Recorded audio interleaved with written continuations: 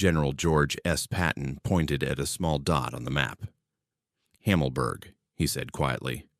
His officers exchanged confused glances across the dimly lit command tent. The camp was 60 miles behind enemy lines. There was no strategic value. There was no military reason to attack it. Third Army was pushing toward the heart of Germany, and every tank, every soldier, every drop of fuel mattered. Yet, here was the most aggressive general in the United States Army, fixating on a tiny prisoner of war camp in the middle of nowhere.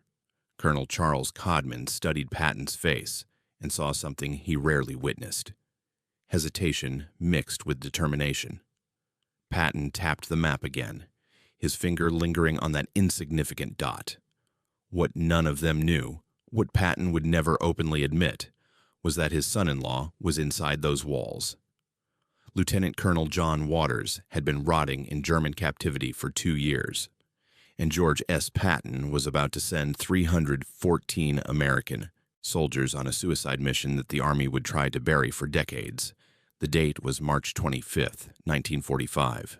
The war in Europe had weeks left, but for Patton, this mission was personal. The story began 2 years earlier in the burning sands of North Africa, February 1943. American forces were learning brutal lessons against Rommel's Afrika Korps. At Kasserine Pass, German tanks shattered inexperienced American units. In the chaos of that defeat, Lieutenant Colonel John Waters found himself surrounded. He was a talented officer, a West Point graduate, and most importantly, the husband of Beatrice Patton's daughter. When Waters was captured, the news reached Patton within days. At that time, Patton was not yet the legendary commander he would become. He was about to take command of the Scout Corps and rebuild American confidence in North Africa. But the capture of his son-in-law haunted him. Waters was moved from camp to camp as the war progressed, first in Italy, then deeper into Germany as Allied forces advanced. Patton tracked his movements through intelligence reports whenever possible. He never spoke about it publicly. He never let his staff see his concern. But privately, in letters to his wife Beatrice, Patton expressed his torment. Her daughter's husband was suffering in German hands, and he, the great warrior, could do nothing. That helplessness burned inside him for 2 long years. By March 1945, Third Army was racing across Germany. The Rhine was behind them. German resistance was crumbling. Towns fell daily. Prisoners surrendered by the thousands. Victory was inevitable. Only the timing remained uncertain. Patton pushed his divisions forward with characteristic aggression. He wanted to reach Berlin before the Russians. He wanted to end the war with one final thrust. Then the intelligence report arrived. An ultra decrypt, the highest classification of Allied intelligence, revealed the location of Oflag 13 B. The camp was near the town of Hammelburg in Bavaria, and Lieutenant Colonel John Waters was confirmed to be among the prisoners. Patton read the report alone in his quarters. He read it again. His son-in-law was 60 miles ahead of his front lines. 60 miles of German-occupied territory. 60 miles of enemy soldiers, defensive positions, and unpredictable danger. A direct rescue was impossible. The entire operation would violate every principle of military strategy. It would risk lives for a single officer. It would expose his personal motivations if discovered. Patton knew all of this. He understood the risks, the ethics, the potential consequences. And yet, standing in his quarters that night, he began planning anyway. Patton summoned Major General Manton Eddy, commander of 24 Corps. Eddy was a cautious officer, methodical in his approach. When Patton explained the mission, Eddy's face went pale. "Sir, that's 60 miles behind enemy lines. We don't have the forces for a full assault, and a small task force would be massacred." Patton had anticipated this response. He didn't want a full assault. A full assault would draw attention. A full assault would require explanations. Instead, he proposed a raid, a fast-moving armored column that would punch through German lines, reach the camp, liberate the prisoners, and race back before the enemy could respond. Eddie protested. The mathematics didn't work. A small force couldn't carry hundreds of prisoners. German reinforcements would cut off their retreat. The terrain was unknown. The risks were catastrophic. Patton listened to every objection. Then he gave the order anyway. The mission would proceed. Eddie requested at least a combat command, roughly 3,000 men with substantial armor support. Patton refused. A large force would move too slowly and attract too much attention. He wanted speed and surprise. He authorized only a task force, 300 men, 16 tanks, a one-way ticket into the unknown. Captain Abraham Baum received the assignment on March 25. He was 24 years old, a veteran of months of combat, respected by his men for his courage and quick thinking. When his superiors explained the mission, Baum asked the obvious question, why? Why this camp? Why now? Why such a small force? He received no satisfactory answer. The official explanation mentioned gathering intelligence on German defensive positions. It mentioned disrupting enemy communications. It mentioned liberating American prisoners as a secondary objective. None of it made sense to Baum. Intelligence gathering didn't require tanks. Disrupting communications didn't require racing 60 miles behind enemy lines. And liberating prisoners with a force that couldn't possibly transport them seemed like madness. But Baum was a soldier. He followed orders. He assembled his task force, 10 medium tanks, 6 light tanks, 27 half-tracks, and 3 motorized assault guns.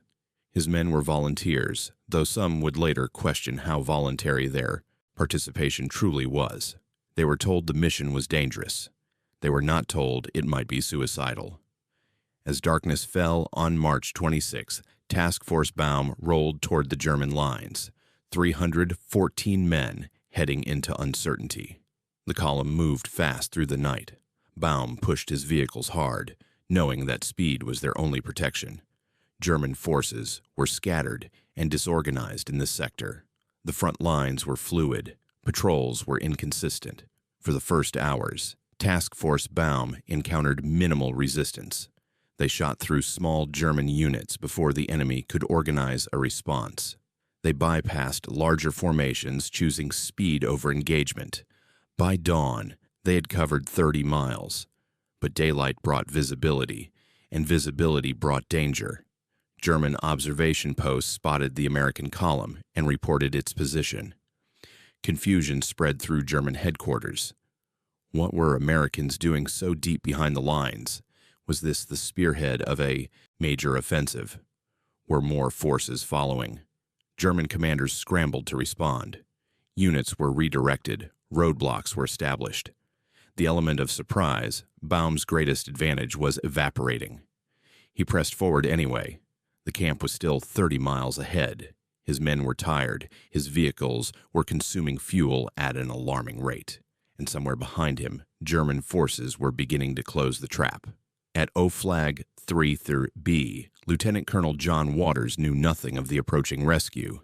He had been a prisoner for over 2 years.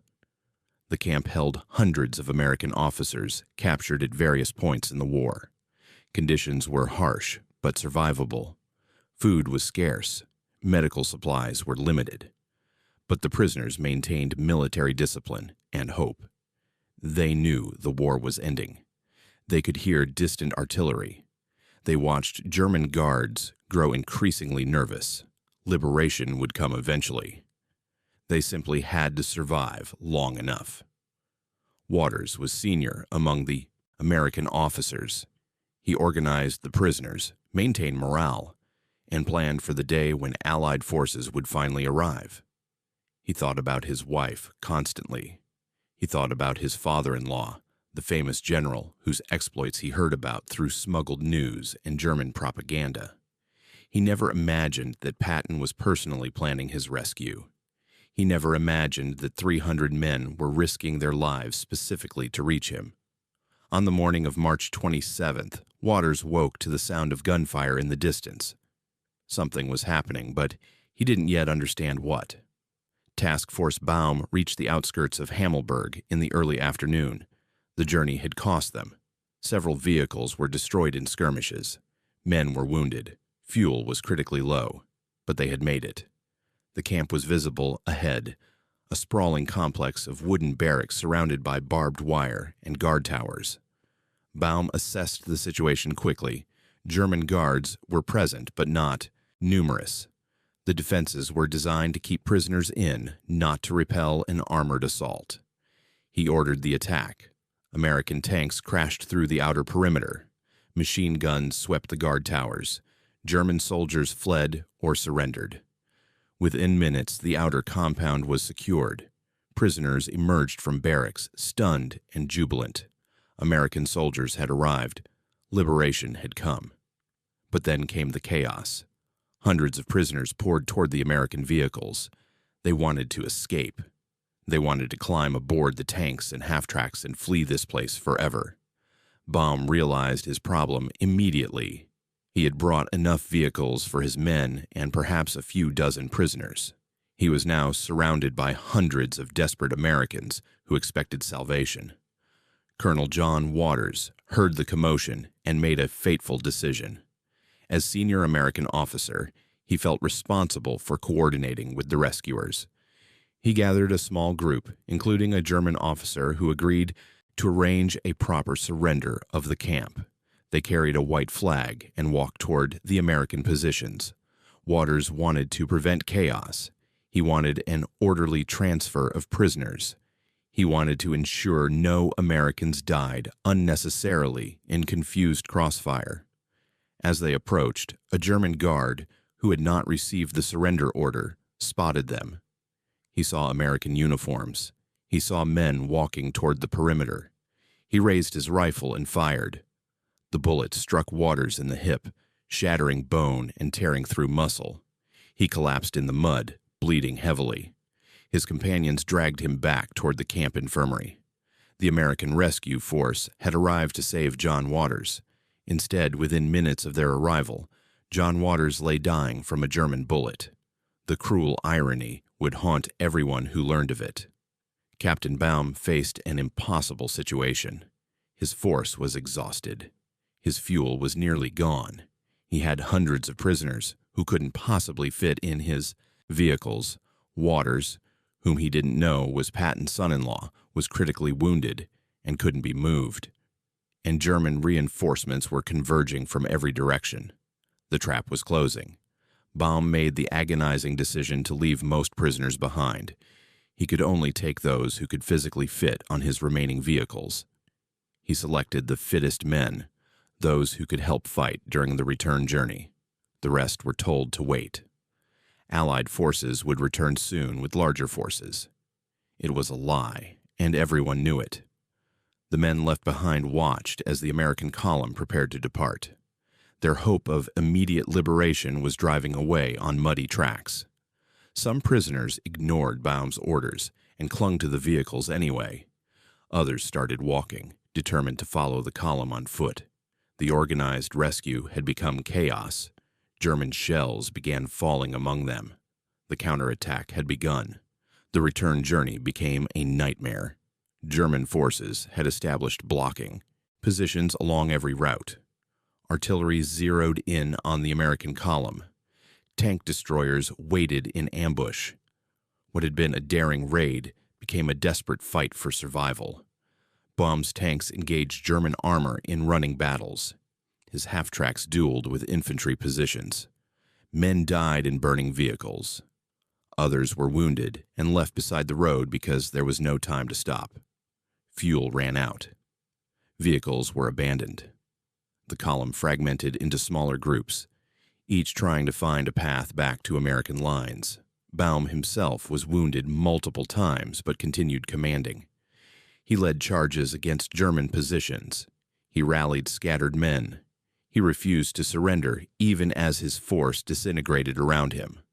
By nightfall, Task Force Baum had ceased to exist as a coherent unit. Small groups of survivors scattered through the German countryside, some captured, some killed, a few still struggling toward Allied lines. Of the 314 men who departed on March 26th, the majority would not return. General Patton received reports of the disaster in his command post. The initial optimistic messages had turned grim, then catastrophic. Contact with Task Force Baum was lost. Reconnaissance aircraft reported burning vehicles scattered across miles of German territory. Prisoners who escaped brought word of the failed rescue and the closing trap. Patton listened in silence. His staff watched him carefully, uncertain how to interpret his expression. He had sent those men. He had authorized the mission against all advice. He had pushed forward when every reasonable voice counseled caution. And now most of them were dead or captured. A soldier approached with an additional report. Lieutenant Colonel Waters had been shot during the rescue attempt. His condition was critical. He remained in German hands at the camp infirmary. The rescue mission had failed to rescue the one person it was secretly designed to save. Patton dismissed his staff and sat alone. What he felt in those moments he never fully shared. But those who knew him described a man confronting the consequences of letting personal feelings influence military decisions. In the days that followed, Patton worked to control the narrative. Official reports described the Hammelburg Raid as a reconnaissance mission that encountered unexpectedly strong resistance. The personal connection to John Waters was buried. Staff officers who knew the truth were encouraged to remain silent. The Army had no interest in publicizing a failed mission, especially one with such questionable motivations. But the truth has a way of emerging. Survivors of Task Force Baum were eventually liberated when American forces captured the areas where they were held. They told their stories. They described being sent on a mission that made no military sense. They questioned why so small a force was sent so deep behind enemy lines. Journalists began investigating. Questions were raised. Patton's connection to a prisoner at Hammelburg became known. The general who preached that personal feelings had no place in command decisions had violated his own principle in the most dramatic way possible. Captain Abraham Baum was captured after the battle. Wounded and exhausted, he was taken prisoner along with many of his men. He spent the final weeks of the war in German captivity, not knowing if the mission he led had accomplished anything. When American forces liberated his prison camp in April, Baum finally learned the full story.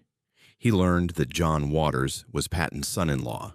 He understood for the first time why he had been sent on an impossible mission. The realization brought complex emotions: anger at being used, pride in how his men had fought, grief for those who didn't survive. Baum would later receive the Distinguished Service Cross for his actions. The Army recognized his bravery, even while bearing the mission's true purpose. He rarely spoke publicly about Hammelburg in the years that followed. When he did, he chose his words carefully. He honored his fallen men. He acknowledged the mission's failure, and he let others draw their own conclusions about why it happened. John Waters survived his wounds. The German doctors at the camp infirmary stabilized him, and he remained in their care as the war concluded. When American forces finally overran the area in April, Waters was liberated along with the other remaining prisoners. His recovery was long and painful. The bullet had caused severe damage. He walked with difficulty for years afterward. But he lived. He returned to his wife, Patton's daughter. He resumed his military career and eventually rose to 4-star general. Waters rarely discussed the raid publicly. The knowledge that men had died attempting to rescue him, that his father-in-law had ordered an operation that cost so many lives, weighed heavily. In private conversations, he expressed conflicting emotions: gratitude for Patton's devotion, guilt over the casualties, uncertainty about whether the mission was justified. The relationship between Waters and Patton remained respectful but complicated. Some things between them were never fully discussed. Patton himself addressed the controversy only briefly. In his diary and in private conversations, he defended the raid as a legitimate military operation. He pointed to intelligence gathered, German forces diverted, prisoners who did escape. He rejected accusations that personal motivations drove the mission. "I love John Waters," he reportedly said, "but I wouldn't send men to death for him alone." Few believed this completely. The evidence suggested otherwise. The tiny force, the impossible distance, the specific camp among dozens of POW facilities, all pointed to personal motivations overriding military judgment. Patton's reputation survived the controversy, but it left a mark. Historians would debate the Hammelburg Raid for decades. Some defended it as a bold gamble that simply failed. Others condemned it as an abuse of command authority. The truth, as often happens, lay somewhere in the complicated middle where love and duty collide. The numbers tell their own story. 314 men departed on March 26, 1945. Approximately 35 returned to American lines. The rest were killed, wounded, or captured. 9 tanks were destroyed. Most other vehicles were lost. German casualties were relatively light since they held every advantage of position and surprise once the initial American thrust was discovered. In military terms, the Hammelburg Raid accomplished nothing of strategic value. The camp was liberated weeks later by advancing American forces anyway. No intelligence of significance was gathered. No German operations were meaningfully disrupted. The only concrete result was the casualty list. Families across America received notifications that their sons, husbands, and fathers were missing or killed in action. They were told their loved ones died in combat operations. They were not told those operations were ordered to rescue one general's son-in-law. December 1945, 9 months after the Hammelburg Raid. General George S. Patton was being driven through Germany when his car collided with a military truck. The accident broke his neck. He was paralyzed from the shoulders down. 12 days later, he died in a hospital in Heidelberg. He was 60 years old. In the outpouring of grief and tributes that followed, the Hammelburg Raid received little mention. Patton was remembered for his victories, for Sicily and France, and the relief of Bastogne, for his pearl-handled revolvers, and his profane speeches, and his relentless aggression. The complicated story of a failed rescue mission didn't fit the legend. But for those who knew the full truth, Patton's death added another layer of tragedy. He never fully made peace with what happened at Hammelburg. He never adequately acknowledged the men who died following his orders for personal reasons. That burden went with him to the grave. The Hammelburg Raid endures as one of World War II's most controversial episodes.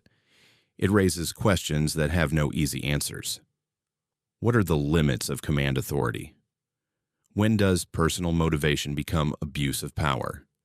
How do we judge leaders who achieve greatness but also make terrible mistakes? Patton was undeniably brilliant. His campaigns shortened the war and saved countless lives, but he was also human, subject to the same loves and fears as any man. At Hammelburg, his humanity overcame his judgment. He sent men to die for family, not victory. The raid doesn't diminish Patton's achievements, but it complicates them. It reminds us that heroes are not perfect, that courage and folly can coexist in the same heart, that the greatest commanders are still capable of the greatest errors. 314 men rode toward Hammelburg on a spring night in 1945. Most never came home. Their sacrifice deserves remembering, even if the reasons for it remain troubling. Captain Abraham Baum lived until 2013, passing away at 91 years old. He spent a lifetime carrying the weight of Hammelburg. Lieutenant Colonel John Waters reached 4-star general before retiring, dying in 1989.